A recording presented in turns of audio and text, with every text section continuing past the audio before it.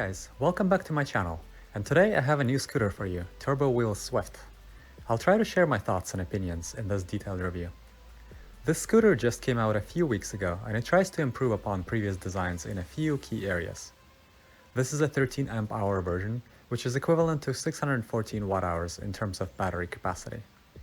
The box is not very big, and is roughly the same weight as the scooter itself, since there are not many additional accessories inside. The scooter is nicely padded and packaged inside, and it seems hard to damage it during shipping. The box has all the essentials. First, there is a 2 amp stock charger included from the manufacturer. Second, there's an optional accessory called trolley wheels. I'll talk about them closer to the end of the video. There are also 2 screws needed to secure the trolley wheels.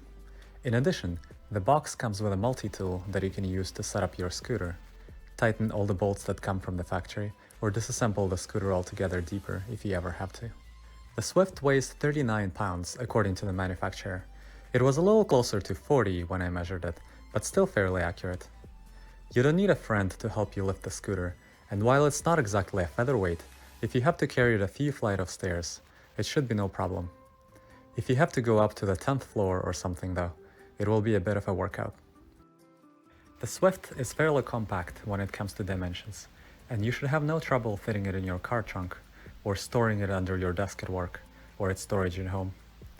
The front wheel folds up to give you even more room to store it, and the scooter comes nicely padded and wrapped to protect it during shipping. The biggest selling point of the Swift, in my opinion, when you compare to other options, is the front brake. In my opinion, it is absolutely mandatory for anything that goes over 20 miles an hour. Without the front brake, even if you fully lock the back wheel, your stopping power is limited. There is also a small spring on the front wheel for extra suspension. The handlebars fold up nicely, so that the whole scooter is not wider than the bottom deck itself. There is also a latch on the front side to fold and unfold, as well as the kickstand. The rear wheel is a solid tire as opposed to air-filled, so you don't have to worry about getting a flat, which is great if you're afraid of getting stuck halfway on your commute, or afraid of having to change a tube or a tire, which on some scooters is difficult and will make you hate your life. Some people say it takes them a few hours just to change the tire on other popular scooters. However, you sacrifice some riding comfort for it, but they try to add rear suspension to add a bit of comfort back in. The front tire is air-filled since it's more important for comfort and safety there.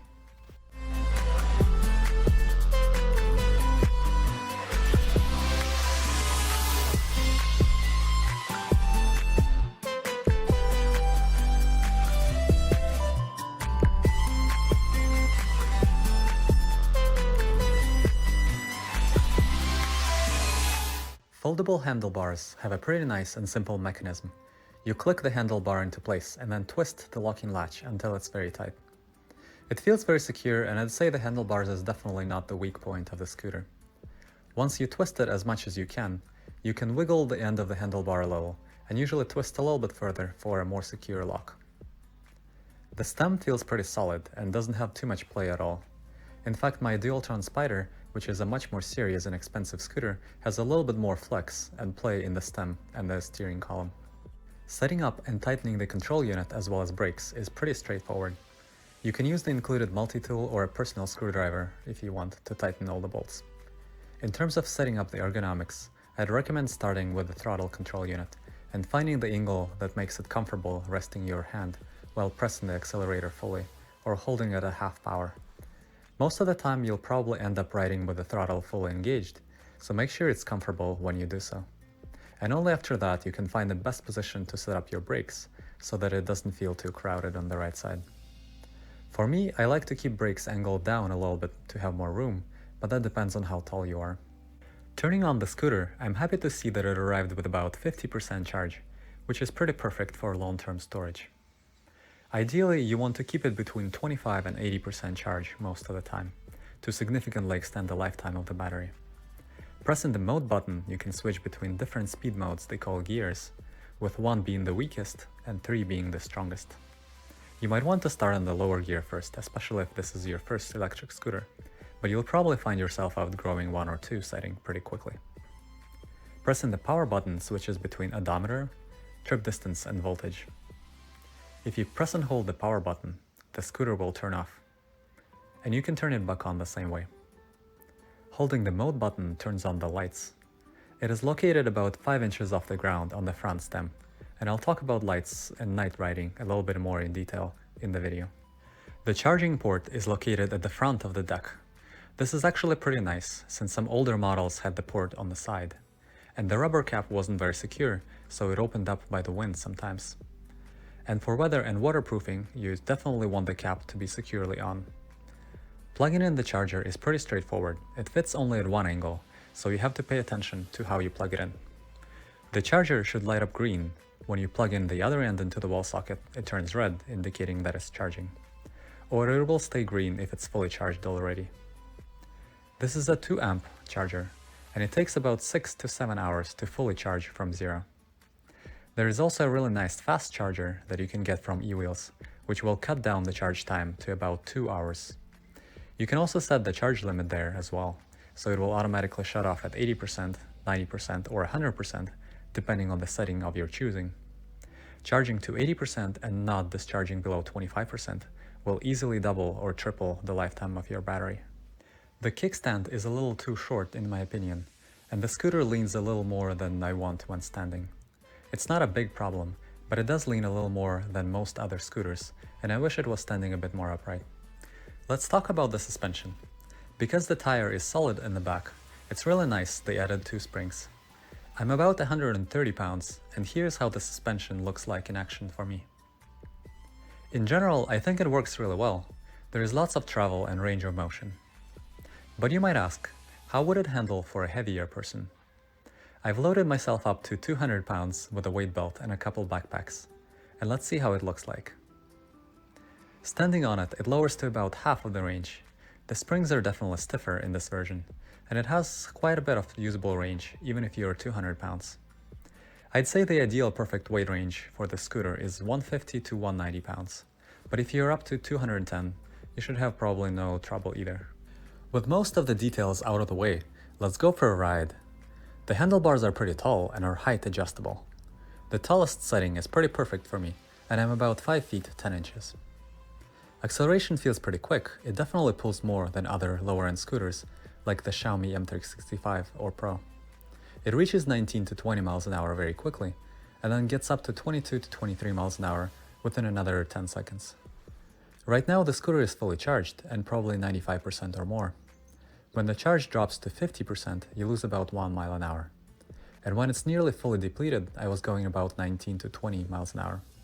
It's actually pretty interesting. I was testing the full range and discharged it down to 0% when it shut down and refused to go any further, and it still pulled me 19 miles an hour nearly 30 seconds before it fully stopped. So it will maintain decent performance in Gear 3 up until it fully refuses to go. The ride quality, I'd say, is fairly okay in my opinion, mostly due to the fact that the rear tire is solid. If your roads are relatively smooth, this scooter will be pretty amazing. If there are a ton of bumps and seams in the road, however, you'll notice some of them and might be slowing down to go over uneven surfaces. I've reduced the tire pressure in the front tire to about 30 psi, and it improved the ride quality quite a bit. I'm fairly lightweight, however. For a heavier person, you might not need to reduce it as much. Be careful with tire pressure, however. I wouldn't recommend going much below 30 psi, as it increases the chances of getting a flat on the front tire. And if you lower it yourself, you need to be checking it every week or so to make sure it doesn't drop even further. Flat tire in the front is definitely easier to fix than the rear wheel, because there is no motor and it's simpler. And based on statistics, most of the flats happen in the rear wheel, since that's where most of the rider's weight is supported. So a combination of solid rear and air-filled tube tire in the front seems like a really good idea. The brakes feel quite good on this scooter. As I mentioned before, for anything that goes above 20 miles an hour, the front brake is mandatory in my opinion. If all you have is the rear brake, at higher speeds it's easy to lock it and still not be stopping fast enough for safety. While you can do your best, sometimes it's pretty hard to predict what's going to happen a few seconds in advance, especially riding next to pedestrians or other vehicle users if they make sudden moves that you didn't predict. As I was doing a range test, a pedestrian on the right side of the bicycle path decided to start going left without looking at all, and I had to hit the brakes. But even in an emergency braking situation, you want to hit the rear brake and relatively gradually at the front brake. In this case, my rear tire locked up, but the front tire gave me a really nice performance to stop very quickly. And it was just a matter of saying sorry from me and the pedestrian, and we went on our way very easily. Off-road, it feels surprisingly good. I intentionally went into an area with lots of wet leaves and hills. Don't try this at home, as you need to be really careful only accelerating and braking when you're going straight, and not in a turn. I've got a bunch of motorcycle riding experience, so it feels pretty safe. The scooter feels pretty good. The 500-watt motor gets you up medium to steeper grade hills pretty nicely. Compared to Xiaomi M365 250-watt motor, the Swift is quite a bit more powerful. If you've got very steep hills, however, you might want something with dual motors. The suspension seems to be working well here. Any big bumps or road angle changes are taken care of. The Swift comes with red brake lights in the rear, and they start flashing when you're actively touching the brake. The front lights are fairly low to the ground, and they only light up what's immediately in front of you. I'd say this light is only useful to make sure others see you for safety, and you can use it both day and night to increase visibility. But if you want to ride at night specifically, you want to get an external light. I've got a Night Rider 1200 from Amazon for about $85, and it works really well. Here's what it looks like in low, medium, and high settings. The benefit of mounting the light high on the handlebars is so that you can angle it down not to blind the oncoming traffic. If your light is down low and you angle it down, then you're not lighting up the road very far. The scooter comes with trolley wheels in order to make moving it around easier. However, the current design doesn't seem to fit perfectly, but eWheels has committed to fixing the issue and finding a good solution. So chances are when you get yours, they're probably already fixed, especially if you're watching this video later. However, I would double check if I were you, if you intend to use them. To me, however, it seems easier to either push the scooter with a handlebar when it's unfolded and ready to use like normally, or to carry it when it's fully folded up anyway. The maximum speed I ever achieved was 29 miles an hour going downhill. However, that's not very useful information, as nearly every scooter will go 100 miles an hour or more if you throw it out over an airplane. On flat ground, it's more like 21 to 23 miles an hour, I'd say, depending on your state of charge. In terms of range, or how far it will go, I did two tests. One going full throttle in third gear with about 50 stops and starts in total, and the scooter lasted 20.5 miles before it shut down and couldn't go any further. The second test I did was in second gear, going about 16 to 17 miles an hour, and I went 25 miles total. The range varies with outside temperature, meaning range is reduced in colder weather, so you might see some variation getting more or less, as it was a little cold when I was testing the range. The cruise control is a nice feature for longer rides on smooth, predictable terrain.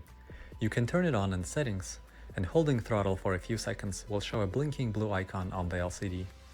Then you can release throttle and it will maintain the speed. It's nice that it maintains the speed and not necessarily only the power setting, as it will add more power if you encounter a hill and reduce power going downhill. One thing I noticed is that when you're not on a very smooth terrain, it's a little hard to turn on the cruise control, as it's hard to hold the throttle perfectly steady without moving. A few times I released the throttle thinking I held it long enough, and it wasn't on because there were some involuntary micro movements of the throttle input. When you turn on the scooter, it defaults to starting in first gear every time. I wish you could choose to make it start in third gear right away without having to click the button, but it doesn't appear to be possible in settings. It's good, however, if you give it to a friend, that it doesn't just go full power right away. Or if someone is stealing it, they might not realize to go quicker you need to switch gears, so you might have an easier time catching them. And that's all I have. Overall, I think this scooter is quite good and will make a lot of people happy. The motor is pretty powerful at 500 watts, and it is really good value for someone who wants something better than a typical ride-sharing scooters and doesn't want to spend thousands of dollars. Currently it's for sale for $875, and I've put a link in the description in case you want to check it out. It seems like a good deal compared to many other options. I'd say the scooter is aimed at someone who commutes 7 to 10 miles one way and wants to enjoy nice days outside instead of being stuck in traffic or public transportation. You'll be able to either recharge or have an option to come back on a single charge. I hope this review was helpful, and if you have any questions, let me know.